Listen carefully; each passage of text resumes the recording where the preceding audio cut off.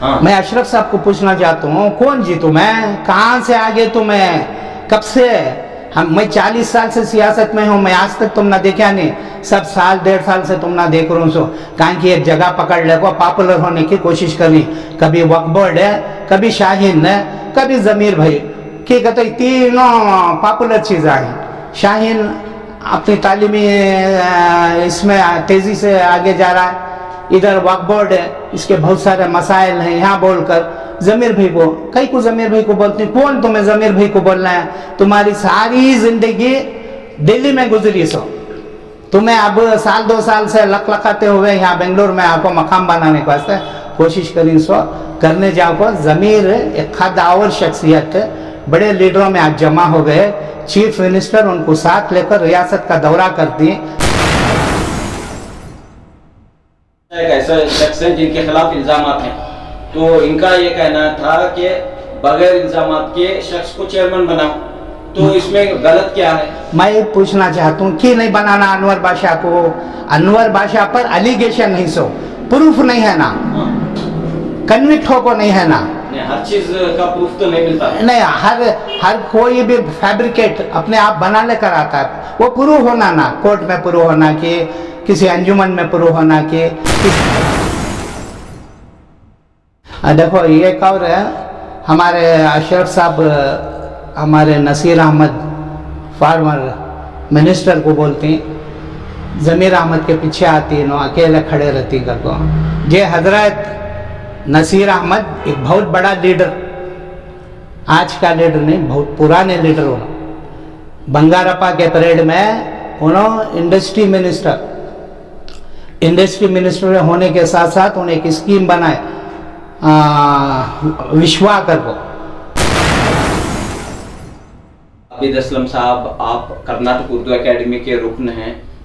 हाल ही में रियासत की असेंबली में जो बजट पेश किया गया, खास तौर पर अक़लियतों के ताल्लुक से, इस बजट को आप कैसे देखते हैं? अस्सलामु अलैकुम रहमतुल्लाहि व बरकातुहू। मैं कर्नाटक का जो बजट 2025 और 26 का जो पेश किया गया, वो वाकई एक शानदार बजट था। वो तमाम फ़िरक़ों के लिए, तमाम कम्युनिटी के लिए एक बेहतरीन बजट माना जाता है। हमारे कर्नाटक के वज़ीर आला सिद्धरामैया साहब ने अपना 16वां बजट पेश किया, जिसमें 4,09,000 करोड़ का बजट उन्होंने कर्नाटक की ऑल राउंड डेवलपमेंट की तरक्की के लिए पेश किया गया। साथ साथ उन्होंने अक़लियतों की तरक्की, उनकी खुशहाली, उनकी फलाह बहबूदी के लिए रिफाई और फलाही बेहतरीन प्रोग्राम देने के लिए उन्होंने BZ ज़मीर अहमद वज़ीर बराए अक़लियती अमवार को 4,700 करोड़ का बजट दिया गया। यह बजट इस तरह का है कि पूरे हिंदुस्तान का बजट, यानी मोदी सरकार का बजट 3,000 करोड़ का, जबकि कर्नाटक का बजट 4,700 करोड़ का बजट। इससे अच्छी तरह मालूम होता है कि हमारे वज़ीर आला गरीबों के, अक़लियतों के, बैकवर्ड्स के, दलितों के एक हमदर्द वज़ीर आला हैं, जिन्होंने ये साबित करके इस बजट में पेश कर दिया। CM इब्राहिम कहते हैं कि ये बजट नाकाफ़ी है, जबकि वादा था 10,000 करोड़ का, तो आप खुश हो गए कि 4,900 या 4,700 करोड़ रुपए मिल गए हैं माइनॉरिटीज़ के लिए? ये तारीख़ी बजट है। CM इब्राहिम साहब का कहना अलग है, वो 10,000 करोड़ का बजट का डिमांड कर रहे हैं, वो उनका अपना ख्याल है, मगर 4,700 करोड़ बजट लाना कोई मामूली बात नहीं। पिछले कई लीडरों ने कह दिया है कि आज तक किसी भी माइनॉरिटी वेलफेयर के वज़ीर ने इतना बड़ा बजट जितना BZ ज़मीर अहमद ने लाया है, कोई भी इतना लाकर नहीं दिखाया।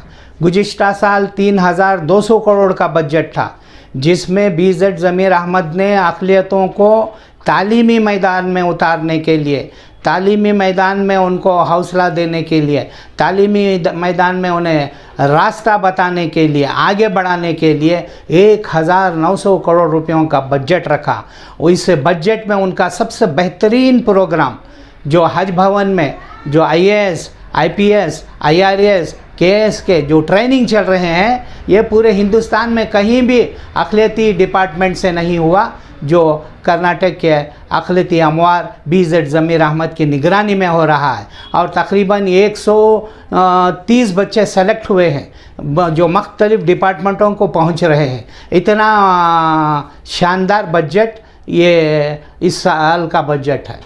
माइनॉरिटी डिपार्टमेंट के ताल्लुक से बात कही जा रही है कि बजट है, स्कीमें भी हैं, लेकिन करप्शन की वजह से फ़ायदा अवाम को नहीं पहुंच रहा है। करप्शन की वजह से जो है जो स्कीमें वो अवाम तक नहीं पहुंच रही हैं, माइनॉरिटीज़ तक नहीं पहुंच रही हैं। ये गलत बात है। माइनॉरिटी वेलफेयर के जो भी प्रोग्राम्स हैं, उस प्रोग्राम को ज़िले सतह पर, ताल्लुक़ सतह पर वहाँ के MLA चेयरमैन होते हैं। हर लिस्ट उनके ज़रिए से बनती है, हर प्रोग्राम उनके ज़रिए से बनता है। सिलेक्शन ऑफ कैंडिडेट भी MLA ही करते हैं। वो करके जो रिकमेंड करके डिपार्टमेंट को भेजते हैं, वही सिलेक्शन होता है। तो करप्शन कहाँ से होता है? पूरा ऑनलाइन है, ब्रोकरों का ये नहीं है। आप KMDC के किसी भी दफ्तर जाइए, माइनॉरिटी डायरेक्टरेट के किसी भी दफ्तर जाइए, आपको ब्रोकर नज़र नहीं आएंगे, क्योंकि पूरा ऑनलाइन हो रहा है। हमारी कौम एजुकेटेड हो रही है। हमारी कौम आज ऑटो ड्राइवर का बच्चा IAS IPS बन रहा है, वो दौर आ रहा है। और ये दौर में ब्रोकरों का क्या काम रहेगा? पूरा ऑनलाइन जा रहा है। यानी कि आपके मुताबिक कोई करप्शन घोटाले नहीं हो रहे हैं? नहीं, उतना पहले जिस अंदाज से पहले हो जाता था नहीं है। अब बिल्कुल उसके ऊपर ज़मीर अहमद साहब आने के बाद फिर BK अल्ताफ़ KMDC के चेयरमैन हैं, उन्होंने सब कंट्रोल करके रखा है। लेकिन इल्ज़ामात लग रहे हैं कि करप्शन का बाजार गर्म है। चाहे वो क्या होता है, 2000 एप्लीकेशन आते, 200-300 आदमी का काम होता, 1700 आदमी का काम नहीं होता, बजट नहीं रहता, तो वो लोग तरह तरह की बातें करते हैं। लेकिन अब बजट के ताल्लुक से पिछले बार ये कहा जा रहा था कि जो स्कीमें वो नाकाफ़ी हैं, यानी कि जैसा KMDC के ख़ास तौर पर स्कीमें हैं, ऑटो टैक्सी की स्कीम हो या बड़े लोन्स की स्कीम हो, एप्लीकेशंस तो हज़ारों की तादाद में आ गए, लेकिन आप चंद ही एप्लीकेशंस यहाँ पर जो है पूर्ण कर रहे हैं, चंद ही लोगों को उसका फ़ायदा पहुँच रहा है। नहीं, मुझे उम्मीद है BZ ज़मीर अहमद साहब जो 4700 करोड़ का बजट लाए हैं, इसमें बिलखुसूस KMDC के स्कीमों पर तवज्जो देंगे।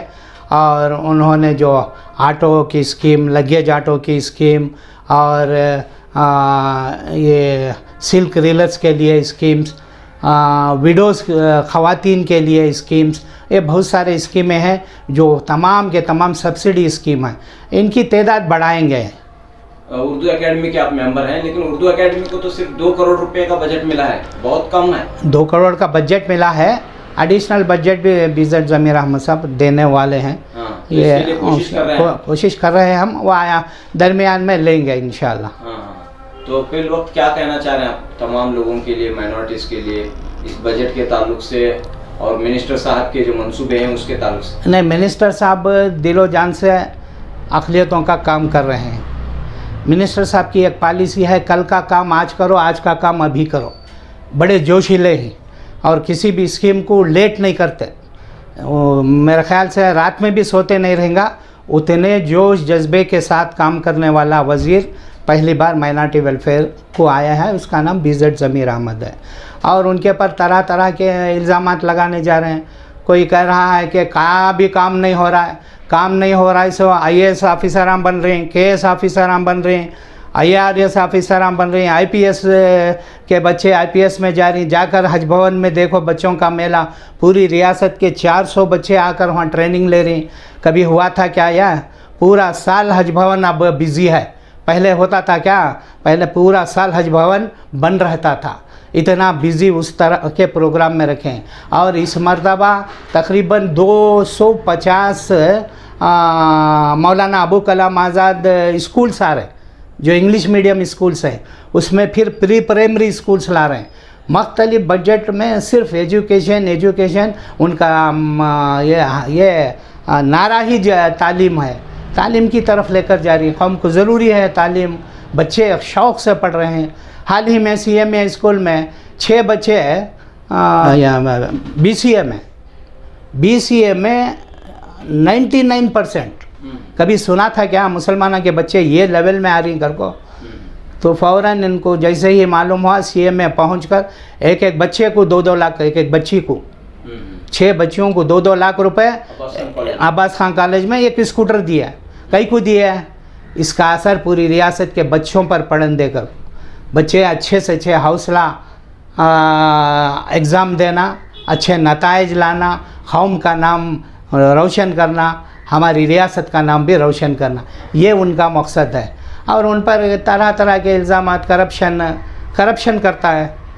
इतना बड़ा आदमी BZ ज़मीर अहमद एक ऐसी शख्सियत है, उन्होंने तकरीबन उन पर आप करप्शन का इल्ज़ाम लगा रही, इनवाइस जब से करप्शन बढ़ गया, इनवाइस जब से रिश्वत बढ़ गई कर को, मैं उनको पूछना चाहता हूँ, जो शख्स हमेशा दान दे रहा है, सखावत कर रहा है, लोगों में पैसा बांट रहा है, वो शख्स का करप्शन कैसे करता? उसके अपने कारोबार हैं, उसके अपने तिजारत हैं, उनके अपने बिज़नेस हैं जो रियासत भर में, पूरे हिंदुस्तान में है बिज़नेस। उसका पूरा मुनाफे का 90% उन कौम पर ज़रूरतमंदों पर खर्च करते हैं। उनको इल्ज़ाम लगाने वाले को मैं पूछना चाहता हूँ, जो शख्स 4000 लोगों को, ज़रूरतमंदों को, मोहताजों को उम्रा भेज सकता है, उन्हें क्या करप्शन कर सकता है? उसे करप्शन की ज़रूरत क्या है? उसका अपना कारोबार अल्लाह देता है, हकीकत तो देना, हमेशा देने वाले को अल्लाह ताला और ज़्यादा देता है। दिलदार हैं ये, सही है, मिनिस्टर साहब काफ़ी दिलदार हैं और सब लोग इस बात से वाकिफ़ हैं, गरीबों के और ज़रूरतमंदों के हमदर्द हैं।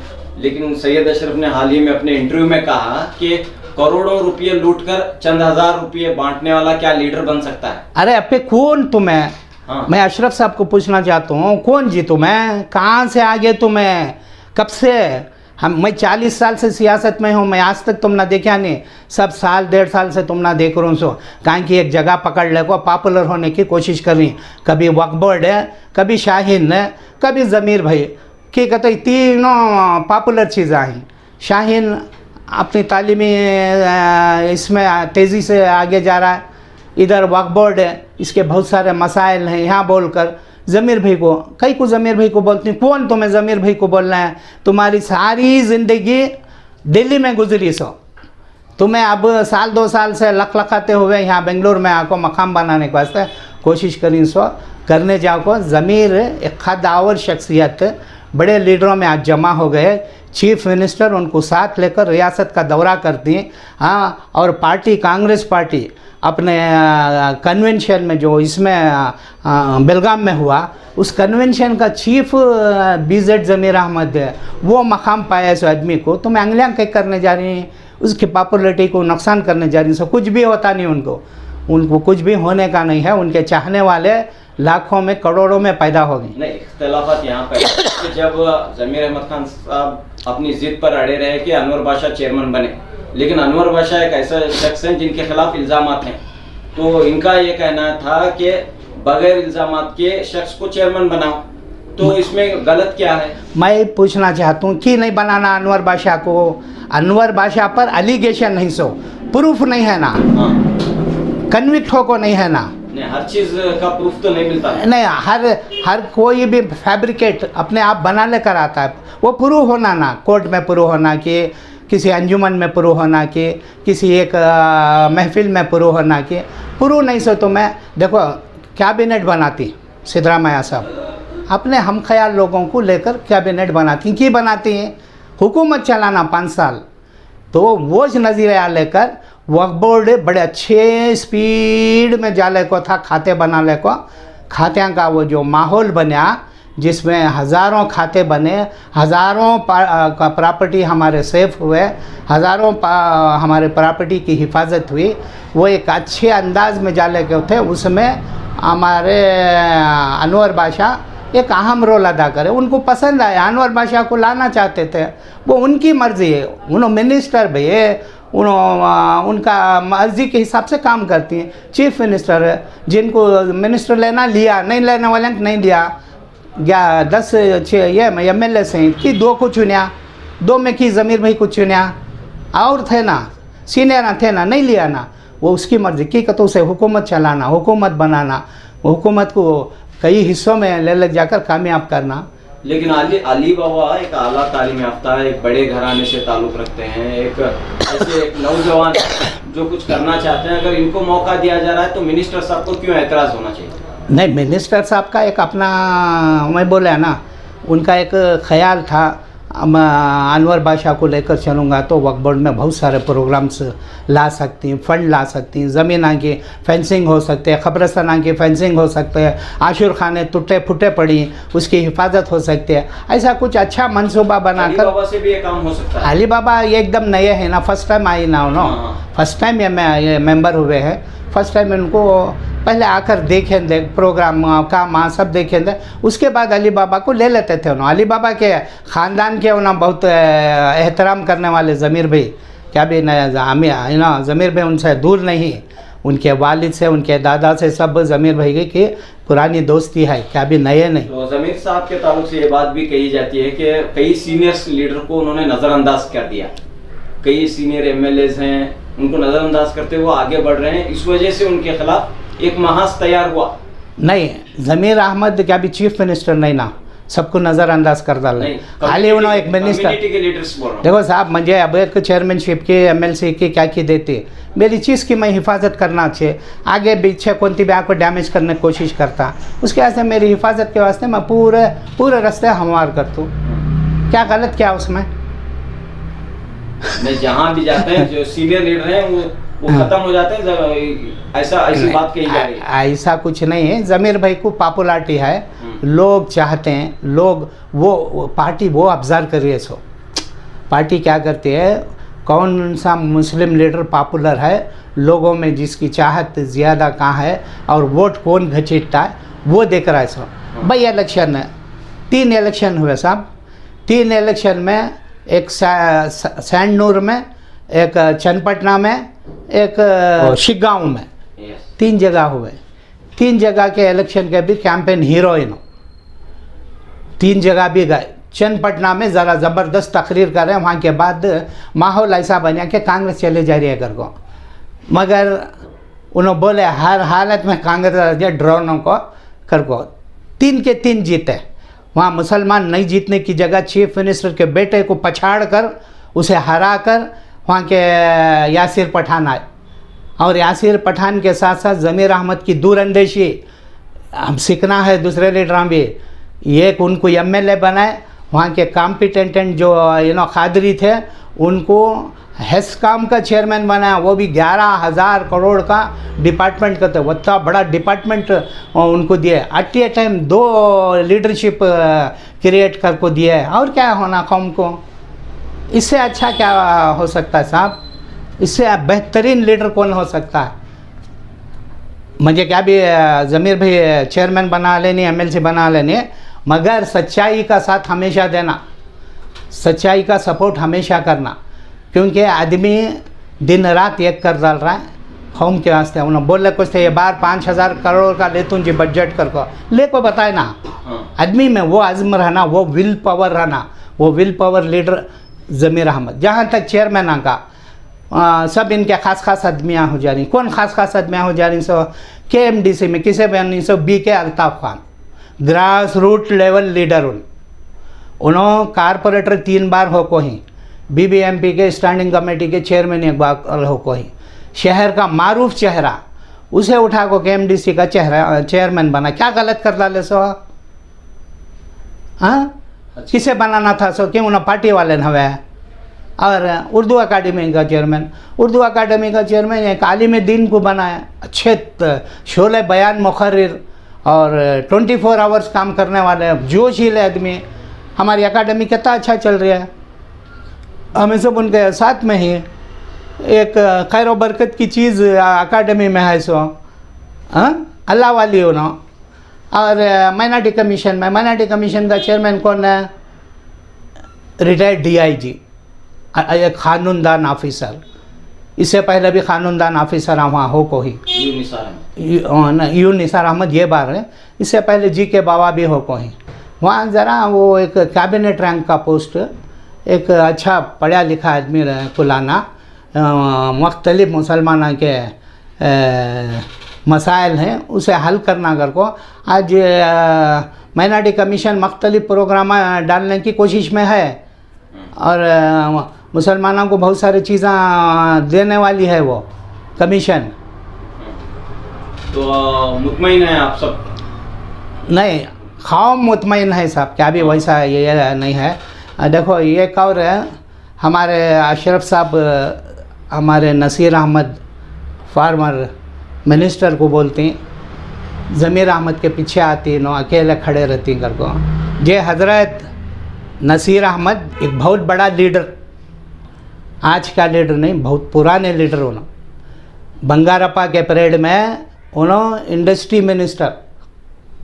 इंडस्ट्री मिनिस्टर होने के साथ साथ उन्हें एक स्कीम बनाए विश्वाकर को। उस स्कीम का inauguration prime minister of India कराए। सो आको छोटी उम्र नसीर अहमद की कैपेसिटी देखो उनकी। हाँ, और जहाँ तक ज़मीर अहमद और नसीर अहमद के ख़िलाफ़ तुम्हें जो डिफरेंसेस पैदा करने की कोशिश कर रहे हैं, ज़मीर अहमद की आदत किसी भी स्टेज पर, जब तक नसीर अहमद स्टेज पर आकर चेयर पर नहीं बैठते ज़मीर अहमद तब तक बैठते नहीं। हमारे जश्न उर्दू प्रोग्राम 11 बजे का प्रोग्राम, 11 बजे ज़मीर अहमद इसे आ गया उर्दू अकाडमी को। नसीर अहमद 12:15 को आते हूँ, घर को फ़ोन करे मैं कहाँ की एक CM के प्रोग्राम में 12:15 तक माइनॉरिटी कमीशन के चैम्बर में बैठ कर रहा है। नसीर अहमद आने के बाद उन्होंने अकाडमी के प्रोग्राम में आकर बैठे। स्टेज यहाँ तुम्हें हज भवन में भी देख लो, साहब साहब साहब, नसीर अहमद भी आज तक पुकारे उन्होंने, साहब आ जाओ, साहब आ जाओ, साहब साहब कर को बुला। इतना बड़ा दर्जा देकर है उनको रखिए। और क्या भी नसीर अहमद का छोटा दर्जा नहीं है, चीफ मिनिस्टर के पॉलिटिकल सेक्रेटरी है, बड़ा लीडर, छोटा मोटा लीडर नहीं, सीनियर लीडरों की कदर करते हैं। बड़ा लीडर, सीनियर लीडरों की कदर करते हैं। आज लेकिन चंद लीडरों को एतमाद में नहीं ले रहे हैं, इस वजह से उनको निशाना बनाया जा रहा है, ये बात कही जा रही है। ये हो सकता है हमारे पॉलिटिकल ये साजिशें और ये कर रही सो।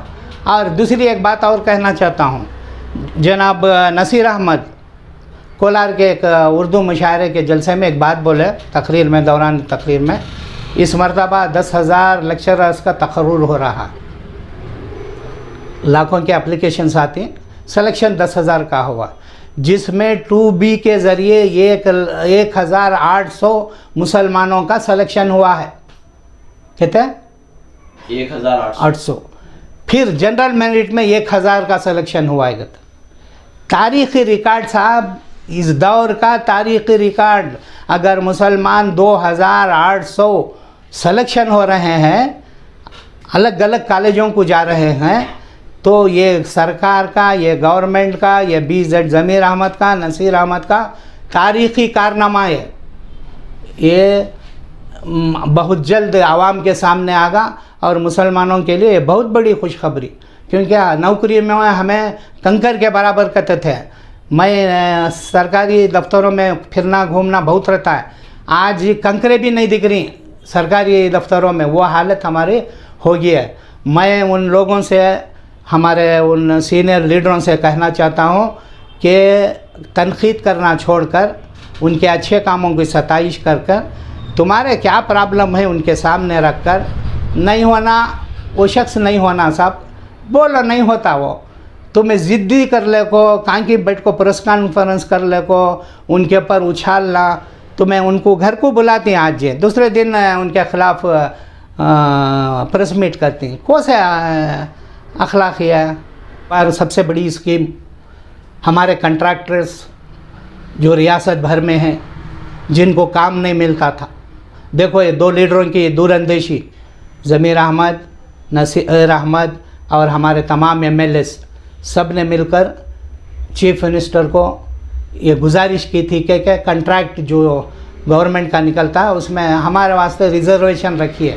तो बाकायदा चीफ मिनिस्टर ने 4% रिजर्वेशन दे दिया। अब हमारी कौम माइनॉरिटी वेलफेयर में घुस सकती है, म्यूनसिपाल्टी में जा सकती है, CMC में जा सकती है, BBMP में आ सकती है, PWD में आ सकती है, और हेल्थ एंड फैमिली वेलफेयर में जा सकती है, होम डिपार्टमेंट में, हर डिपार्टमेंट में घुस सकने का एक रास्ता, एक हौसला देने वाली सरकार का नाम कांग्रेस पार्टी। उतना अच्छा ज़बरदस्त फैसला हुआ है। आबिद असलम साहब, आपके तारुफ से कहा जाता है कि आप JDS के लिए आपने काम किया, बेशक, लेकिन जैसे कांग्रेस की हुकूमत आई तो कांग्रेस के साथ हैं, और आइंदा अगर कोई दूसरी हुकूमत आती है तो उसके साथ चले जाते हैं। यानी हवा वो जिधर की चलो तुम उधर। ये बात आबिद असलम के ताल्लुक से कही जाती है? नहीं, ऐसा नहीं है। अच्छा सवाल, चुभता हुआ सवाल, मुझे बड़ी खुशी होती है। मैं पेशे के एतबार से जर्नलिस्ट, मैं छोटी उम्र से जर्नलिस्ट। मैं बहुत कम उम्र 17 साल का था, कर्नाटक के चीफ मिनिस्टर का इंटरव्यू लिया था मैं, रामकृष्ण हेगड़े साहब का। 17 साल की उम्र, छोटा बच्चा, इससे भी कम था। तो जाकर इंटरव्यू लिया था, कोलार में आए थे। मैं वहाँ से मेंटेन कर लेकर आया से वो लाकर इंटरव्यू में सालार में भी डाला था। सालार में उस ज़माने के पास बाद में मैं एज ए प्रोफेशन जर्नलिस्ट, मैं सब जगह जाना आना रहता है। पूरे पार्टियों के लीडर मेरे दोस्त था, हर पार्टी का लीडर मेरा दोस्त। गुज़िश्ता बार क्या हुआ, मसले मसाइल मुसलमानों पर बहुत आए, ज़रा दिल बेजार था। CM इब्राहिम साहब JDS गए, उनके साथ मैं भी JDS गया। ये उम्मीद से गया कि मैं वहाँ कुछ बनना कर को, मैं पहले के जैसा अब रहना नहीं चाहता, कुछ बनना कर को गया। वहाँ गए तो JDS का धाबाज पड़गा। अब क्या करना, मैं परेशान होगा, क्या रे अल्लाह, 40 साल मैं सियासत में रहो को, आज क्या भी नहीं, जैसा ज़ीरो हो जाता ना कर को। फ़ौरन क्या कर, मैं वो पार्टी में शेर पड़े हुआ। फरवरी 24 में, फरवरी में शेर पड़े हुआ। मार्च 15 को क्या मैं BK अल्ताफ़ खान साहब को फ़ोन किया, मेरे पुराने दोस्त। ऐसा आबिद भाई, क्या भी डरने को न को, तुम्हें सीनियर लीडर, तुम्हें मेरे बड़े भाई के मानिंदे, तुम्हें मैं जिस दिन फ़ोन करता हूँ मेरे घर आ जाओ, मैं यजमान को बुला रहा हूँ, बैठ कर बात करेंगे। वैसा फ़ोन आया, गया, मिनिस्टर साहब से बातचीत हुई।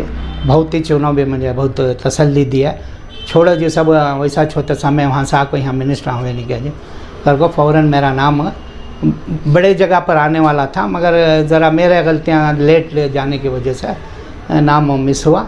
उसमें फ़ौरन इसमें रह जाओ, उसके बाद आगे देखेंगे। उर्दू एकेडमी का मेंबर बना। हाँ, तुम्हारा हाथ हमें छोड़ते नहीं, तुम्हें हमारा साथ रहो कर को, और तस्फिया हो को गए। तो अब आखिर में क्या बात है पढ़ना? अब वहाँ जाकर भी क्या है, मेरा क्या काम कर ले रहा हूँ, उर्दू का फ़रोग, उर्दू के तशरीह, उर्दू के प्रोग्राम में हिस्सा ले रहा हूँ। हमने एक जज्बा, जोश ज़बान का, कौम का, मौल का, मिल्लत का। तो आखिर में आप क्या बात रखना चाह रहे हैं, आपकी बात ख़त्म करने से पहले? नहीं, मैं बस उतना बोलना चाह रही हूँ कि अब जो बच्चे जो अब फ़ॉरेन जा रही हैं, बच्चे जो फ़ॉरेन जा रही हैं, पहले 10 लाख रुपए देते थे 1 साल को, 2 साल को 20 लाख, अब ये साल 15 लाख, 30 लाख कर दिए हैं।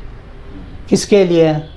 अक़लियतों के बच्चे यूनिवर्सिटीज़ में काम पढ़ ले का है, तो फ़ॉरेन कंपनियाँ में बड़े बड़े जाबा मिलती हैं, उनका स्टैंडर्ड ऑफ लिविंग बढ़ना मुसलमाना का कर को, ये सोच सामने रख कर मुख्तलिफ़ प्रोग्राम देने। उसके साथ साथ और इस बार 100 उर्दू स्कूलों को, 100 उर्दू स्कूलों को अपग्रेड करने के लिए 400 करोड़ रुपए बजट में रखी साहब। ये कभी एजुकेशन डिपार्टमेंट नहीं ना, माइनॉरिटी वेलफेयर ना, फिर भी उर्दू स्कूलों को अपग्रेड करना, उनको तरक्की देना, वहाँ क्या फर्नीचर होना, क्या चीज़ें होना, वो देने के वास्ते तकरीबन 400 करोड़ रुपए बजट में रखी। और प्री प्राइमरी स्कूल्स ला रही, बिल्डिंग्स, मुराजी से के बहुत सारे हॉस्टल्स, रेसिडेंशियल स्कूल्स, ये तमाम चीज़ें आ रही। तो सैयद अशरफ साहब के साथ साथ उबैदुल्ला शरीफ भी जो है कहीं ना कहीं नाराज़ हैं। नाराज़ हैं साहब, बैठ कर बातचीत कर ले सकती ना। उबैदुल्ला शरीफ हर लीडर से मानूस है, हर लीडर से मिलते जुलते रहते हैं। ज़मीर भाई क्या भी उनको दूर नहीं, ज़मीर भाई इन्हों फ़ोन करे तो ज़मीर भाई उनके घर को आती, दावत खाती, जाती, जाने के बाद इन्हों फिर प्रेस कॉन्फ्रेंस करती।